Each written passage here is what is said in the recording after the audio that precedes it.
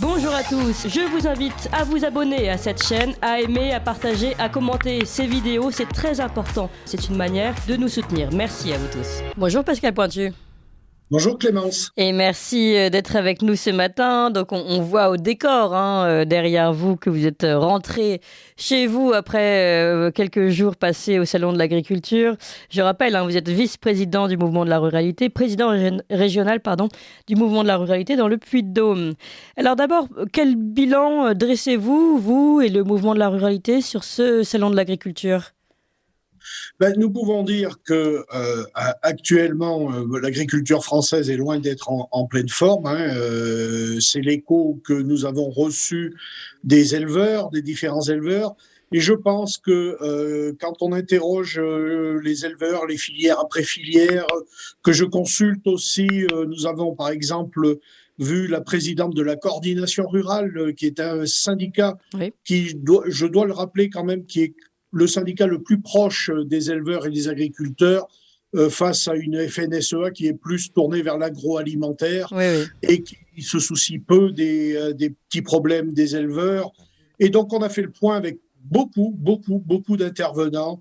Nous avons fait le point aussi avec la pisciculture française qui est en grande difficulté aussi. Et je pense qu'il va falloir revoir notre modèle agricole en France, mais surtout, il va falloir que les politiques défendent une souveraineté nationale. Et je dis bien souveraineté nationale. Parce que là, à l'heure actuelle, le président Macron nous parle que de souveraineté, mais elle est toujours européenne. Et c'est pas comme ça qu'on pourra sortir l'agriculture française du marasme, de la crise. Et quand on voit les attaques qu'elle subit, parce que malheureusement, les agriculteurs français, depuis quelques années, font face à 3 problématiques face à eux. La première problématique, la plus importante, c'est de savoir gagner sa vie en travaillant avec le nombre d'heures qu'ils passent par jour et le nombre de jours qu'ils passent à élever leur bétail et leur cheptel, et avec la fierté que j'ai pu voir sur le visage des éleveurs qui sont tous fiers du métier qu'ils font. Il faut bien le dire et le redire, ils sont fiers du métier qu'ils font. Et ensuite, derrière, vous avez les animalistes. Vous avez, par exemple, Monsieur Caron, qui est venu le jour où nous étions présents sur le Salon de l'Agriculture, qui est venu défier les éleveurs avec 3 ou 4 associations. Ils étaient 20 peignes cul, c'est ce que je pourrais dire, 20 peignes cul à essayer d'intimider l'agriculture, d'intimider les éleveurs. Et ce pauvre minable d'Aymeric Caron qui insulte les éleveurs en disant que les bêtes qu'il y a présentes au Salon de l'Agriculture iront toutes à la boucherie.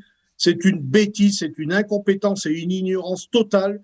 Et je désespère malheureusement que ces gens-là puissent avoir une audience dans les médias nationaux quand on voit le taux d'incompétence et le taux de bêtise qu'ils prononcent dans une journée. Et le troisième problème, c'est les néo-ruraux, certains néo-ruraux, parce que c'est pas tous, certains néo-ruraux nous posent aussi beaucoup de problèmes puisqu'ils estent en justice pour le chant du coq, pour le bruit des vaches. Notre ami avocat que vous connaissez bien, Timothée Dufour, est en proie en ce moment à défendre un agriculteur, un éleveur qui est menacé par des néo-ruraux parce que les vaches font du bruit la nuit. Voilà. Donc, on s'installe en ruralité, on vient en ruralité parce que soit c'est pour retrouver un art de vivre ou un mode de vie préférentiel par rapport à l'urbain, et on vient ensuite essayer de rançonner nos pauvres éleveurs et de leur dire, voilà, maintenant, on va appliquer le système urbain, on va ester en justice dès lors que ça ne nous plaît plus. Voilà, bon, au bout d'un moment, ça suffit, quoi. Oui, surtout que, comme vous l'avez rappelé, la vie est déjà suffisamment difficile, déjà les conditions de travail, etc. Mais bon, ces gens-là sont fiers et heureux de pouvoir faire leur travail, mais de pouvoir vivre de son travail. Et en plus, avec toutes ces associations, ces néo-ruraux, les choses commencent à être vraiment compliquées. Et puis, il y a une autre complication, c'est le climat.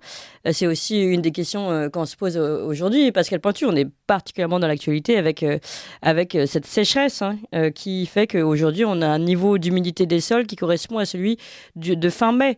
Alors comment les agriculteurs peuvent répondre aussi à ce nouveau défi? Alors, bon, il faut faire un peu de sémantique, hein, parce que à l'heure actuelle, on nous parle de méga-bassines. Je renie ce terme. Moi, je parle de retenue collinaire. Et dans la retenue collinaire, c'est très simple, hein. Les agriculteurs sont à 99% pour ces retenues collinaires. Qu'est-ce qu'est une retenue collinaire? C'est ni plus ni moins de récolter l'eau De pluie. en abondance, normalement l'hiver et le printemps, c'est de l'eau de ruissellement. Et c'est pas de l'eau qui est pompée dans les nappes phréatiques, comme on peut l'entendre. Et ça m'exaspère d'entendre méga bassine, ça veut rien dire. Nous, on parle de retenue collinaire. Et cette eau qui est en abondance en hiver et au printemps, il faut savoir la stocker pour donner le maximum de besoins au moment de la floraison des plantes ou au moment que la plante en nécessite. Mais il y a un faux débat aussi parce qu'on nous dit le maïs est très gourmand en eau. Alors, un bref retour. Le maïs, pour produire 1 kilo de matière sèche, le maïs requiert 460 litres d'eau. Le blé, 590 litres. Le soja, cette grande plante que tous nos végans adorent le matin au petit déjeuner, c'est 900 litres. Ah oui. Et le soja est beaucoup plus consommateur d'eau. Ah ben oui, bien entendu, 2 fois plus que le maïs. Et quand on voit le lait d'amande, alors ça, la boisson, alors là, il n'y a pas de végan sans lait d'amande au petit déjeuner. Bon, et ben le lait d'amande requiert, accrochez-vous bien, Clémence, 4 litres d'eau pour une amande. Une amande. Donc nous sommes à 6 fois plus de demande d'eau que la céréale, avec le lait d'amande. Donc personne mais alors une question parce qu'elle pointue à ce sujet. Les amandes et le soja en général, on les achète d'ailleurs, on les fait pas forcément, on les produit pas forcément en France. Bien sûr. Donc il y a un double problème, c'est-à-dire que on fait venir des produits étrangers, bon, il y a le transport, le fait qu'on ne privilégie pas notre agriculture, et en plus il y a une question écologique en effet qui se pose sur ces terres-là également. Et plus les traitements que reçoivent ces productions, des traitements que l'Union européenne interdit aux paysans français. Et le gros problème, moi j'ai vu avec pas mal de personnes avec qui nous avons discuté sur le salon de l'agriculture, il faut aussi arrêter cette transposition des normes européennes et cette surabondance de transposition des normes européennes de la France sur notre monde agricole. Nous sommes toujours dans la surenchère et au final, le paysan français ne sait plus du tout où il en est. Et il faut quand même le dire aussi, le paysan français, parce qu'il n'y a pas de pays sans paysan, j'aime le répéter, le paysan français est celui qui s'est le mieux adapté depuis 30 ans aux défis qui se sont présentés à lui. Donc nous avons depuis 30 ans en constante évolution et quand je vois nos éleveurs qui sont insultés quotidiennement, quand on voit qu'ils sont maltraités et ainsi de suite, alors que ce sont eux qui font la plus grande part de prise de conscience sur les problématiques engendrées. Donc là, il y a un problème de pédagogie du ministère de l'Agriculture et je pense qu'il faudrait quand même remettre l'église au milieu du village et bien dire que nos éleveurs, nos paysans, tous ceux qui nous nourrissent, on a oublié tout ça, on a oublié cette France qui, au sortir de la guerre de 14-18 ou de 39-45, ont répondu présent pour nourrir la France. Et tout cela, maintenant, on les traîne dans la boue. C'est inadmissible de voir cela. Inadmissible de voir des éleveurs. J'ai vu un éleveur avranché normand avec un troupeau de moutons qui a une excellente vision.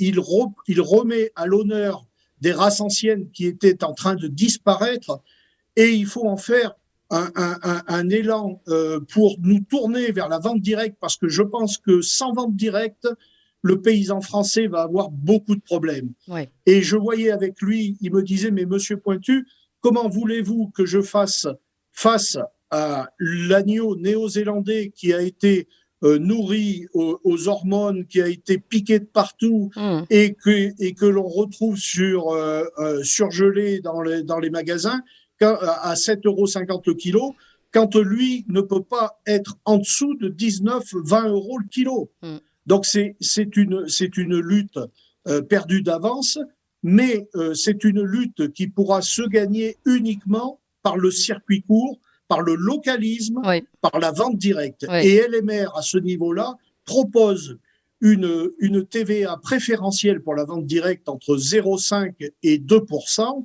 à définir, et pour que nos éleveurs puissent avoir toutes les possibilités de vendre sur leur propre exploitation leur production. Bah, ce serait une excellente idée, Pascal Pointu, mais vous pensez que ça peut être accepté? Ah ben, là, il va falloir négocier. Quand on voit que d'autres pays européens se tournent vers la vente directe, et j'ai vu aussi toute la problématique de la filière bio qui est à la ramasse la plus complète cette année, qui a beaucoup de difficultés à tous les niveaux, hein. J'ai vu une productrice de lait bio qui est au bord des larmes et qui n'arrive plus à vivre de sa production. C'est-à-dire que l'État français, la puissance publique, a exigé dans la loi Egalim qu'il y ait 20% de produits bio dans nos cantines, et à l'heure actuelle, nous en sommes qu'à 6 ou 7%. Donc la puissance publique, l'État français qui nécessite et qui oblige nos éleveurs à signer des accords français, hein, la loi Egalim, c'est une loi française, et cette loi-là, l'État français ne la fait même pas respecter. Alors, on est toujours dans les mêmes problématiques. On est toujours en train de vouloir faire signer des accords de libre-échange venus de l'extérieur qui vont tuer notre agriculture. Et on fait des lois qui, paraît-il, devraient améliorer la vie de nos paysans avec la loi Egalim. Et cette loi Egalim n'est pas respectée et il n'y a aucune coercition qui est faite par ceux qui ne veulent pas la respecter. Bon, au bout d'un moment, ça suffit. Ça suffit. Et LMR a écouté les problématiques. On a discuté aussi sur la problématique des prédateurs, le loup notamment, qui met à mal une filière ovine qui avait déjà beaucoup de problèmes, puisqu'on est passé de 17 millions de têtes ovines en 1980 à même pas la moitié à l'heure actuelle. Et quand on lui rajoute le loup par-dessus, ce qui n'existait pas en 1980, quand on lui rajoute le loup après l'agneau néo-zélandais issu du Rainbow Warrior, comment voulez-vous que nos éleveurs puissent avoir le sourire?